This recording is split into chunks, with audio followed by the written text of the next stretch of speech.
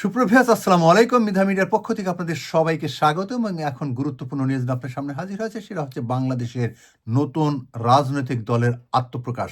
গতকাল বাংলাদেশের নতুন রাজনৈতিক দল জাতীয় নাগরিক পার্টির আত্মপ্রকাশ ঘটেছে এবং সেই আত্মপ্রকাশের ফলে বাংলাদেশে যেমন মিশ্র প্রতিক্রিয়া রয়েছে, ঠিক তেমনি ব্রিটেনে অর্থাৎ লন্ডনেও সেই ধরনের প্রতিক্রিয়া রয়েছে, মিশ্র প্রতিক্রিয়া রয়েছে।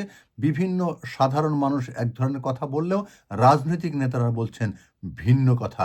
শুনবো সেই সব মিশ্র প্রতিক্রিয়া। স্বাধীনতার পর থেকে এ পর্যন্ত যা দেখা গেছে, বিভিন্ন জন বিভিন্ন পার্টি যেই হোক না কেন তাদের স্বার্থ সবসময় প্রায়োরিটি দিয়েছে।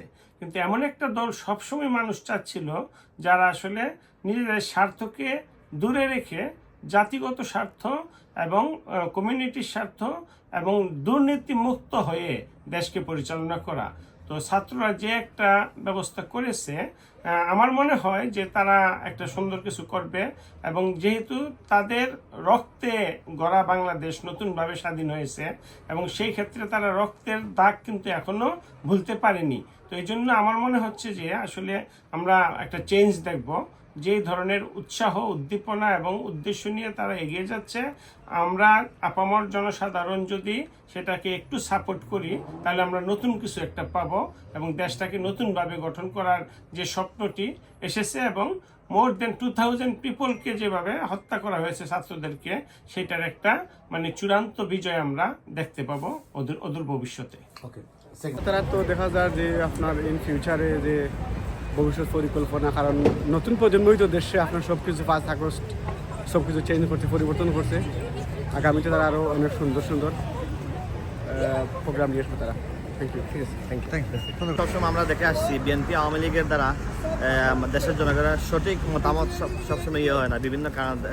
ধরেন আপনি দুর্নীতির মাধ্যমে, ক্যারিয়ার মাধ্যমে। এই জায়গাতে আমি মনে করি নতুন পার্টি আসে, নতুন জেনারেশনেরা আসে এবং বিশেষ করে এখানে দেখছি আর্মির যারা অবসরপ্রাপ্ত আছে বা আরও শিক্ষিত যারা, যাদের ব্যাকগ্রাউন্ড ভালো, দুর্নীতি করবে না, তাদেরকে আসার জন্য আহ্বান জানাচ্ছি। আর আমার মতামত এটা ভালো হবে আমাদের বাংলাদেশের ভবিষ্যতের জন্য। Thank you. আল্লাহ। পলিটিক্যাল দল আসলো নতুন প্রজন্মকে সাথে নিয়ে, আমরা অবশ্যই অভিনন্দন জানানো উচিত। কারণ আমরা দেখতে চাই যে আসলে ভবিষ্যৎ পরিকল্পনা প্ল্যানিংয়ে তারা কতটুকু ম্যাচিউর হতে পেরেছে। কারণ ইতিমধ্যেই তাদের একজন দায়িত্বশীল ব্যক্তি তত্ত্বাবধায়ক সরকারের একজন উপদেষ্টা হিসেবে ছিলেন। সো যে কোনো পদে থাকলেই মানুষের কিছু অভিজ্ঞতা জন্ম নেয়। তো তার অভিজ্ঞতার আলোকে এবং নতুনদের সমন্বয় করে তারা কোথায় যেতে পারে। চ্যানেলের সবাইকে ধন্যবাদ জানাই। আসলে একটা জিনিস হচ্ছে যে আমরা দেখেছি যে নতুন রাজনৈতিক দলটি, আপনার যদি আমরা কয়েকদিনের একটু আলোচনা করি, গত 6 মাসে কিন্তু 16টি রাজনৈতিক দল আত্মপ্রকাশ ঘটেছে। আপনারা দেখেছেন যে এই নতুন রাজনৈতিক দলটি গঠন করার আগে কিন্তু একজন উপদেষ্টা উনি সরকার থেকে পদত্যাগ করে দলটি গঠনের নেতৃত্বে যাচ্ছেন। তাদের মেইন উদ্দেশ্যটা যে ওইটা আসলে মেটিকুলাসলি ডিজাইনেরই আরেকটা অংশ।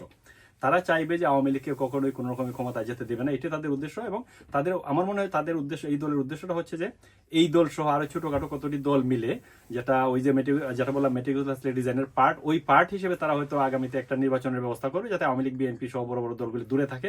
তাদের উদ্দেশ্যটা, টার্গেট হচ্ছে আওয়ামী লীগ এবং আওয়ামী লীগকে তারা, কিন্তু আওয়ামী লীগ একটা বৃহত্তম দল, বাংলাদেশের দীর্ঘ প্রাচীন একটা দল, প্রায় 75 বছর উপর, 77 বছর উপরে একটি দল। এবং এই দলটি কিন্তু স্বাধীনতা আন্দোলন সহ বিভিন্ন আন্দোলনে তার নেতৃত্ব দিয়েছে। সুতরাং বাংলাদেশের বর্তমান যে জনসংখ্যা ভোটের কিন্তু 40%-এর মতো আওয়ামী লীগ সাপোর্টার। তারপরে বিএনপি একটা বৃহত্তম দল আছে যেখানে 39% সাপোর্টার। সুতরাং আমরা মনে করি না যে এই যে যারা নতুন দলটি আজকে করেছে তাদের এটা একটা উদ্দেশ্য রয়েছে, একটা স্পেসিফিক উদ্দেশ্য রয়েছে এবং বিদেশের ইন্ধন রয়েছে, তারপর অনেক টাকার ব্যাপার এখানে আছে। আমরা মনে করি এই দলটি আওয়ামী লীগের জন্য যে একটা প্রতিদ্বন্দ্বী হয়ে উঠবে বলে আমি মনে করি না। কারণ আওয়ামী লীগ হচ্ছে জনগণের দল এবং গ্রাসরুট থেকে, মাঠ গ্রাম অঞ্চল থেকে এই দলটি দীর্ঘ যুগ ধরে এই দলটি নেতৃত্ব দিয়ে আসছে। সুতরাং সাময়িকভাবে একটা পরিস্থিতি সৃষ্টি হয়েছে, সেটা সবাই জানেন, সেদিকে গেলে হয়তো অনেক সময় লাগবে। আমি মনে করি এই দলটি আওয়ামী লীগের জন্য কোনো থ্রেট হবে না। তো আপনারা দেখতে পাচ্ছেন যে গত 6 মাস ধরে প্রত্যেক মাসে 313 জন খুন হচ্ছে সারা দেশে। আইন শৃঙ্খলা পরিস্থিতির চরম অবনতি। স্বরাষ্ট্র উপদেষ্টার মিটিং, প্রেস কনফারেন্সে গিয়ে সাংবাদিকরা ছিনতাইয়ের শিকার হচ্ছেন প্রতিদিন। খুন, গুম, রাহাজানি, এসব।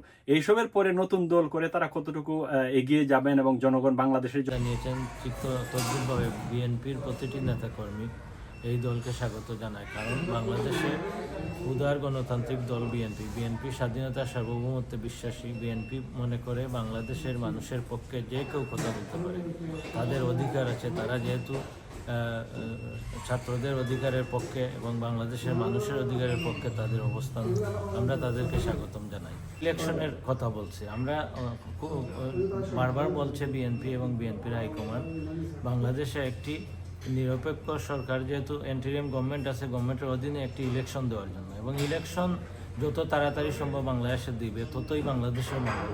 হয়তো তারা ইলেকশনের বিরুদ্ধে অনেক সময় বলছে তারা সংস্কার চায়, এই চায়, সেই চায়, কিন্তু বিএনপি ভোটের অধিকারের জন্য সংগ্রাম করেছিল বিগত 15 বছর, এখনও সেটাতেই রয়েছে। আমরা চাচ্ছি তাড়াতাড়ি বাংলাদেশে একটি ইলেকশন হোক, যেই ক্ষমতায় আসুক। তারা যেহেতু এখন দল করেছে, তারা সরকার থেকে বের হয়ে দল করার জন্য আমরা বারবার তাগিদ দিয়েছি। তারা যদি সরকারে না থেকে দল করে ইলেকশনে যায়, আমাদের কোনো এখানে কোনো দ্বিমত নেই, বাধা নেই, আমরা তাদেরকে স্বাগতম জানাই।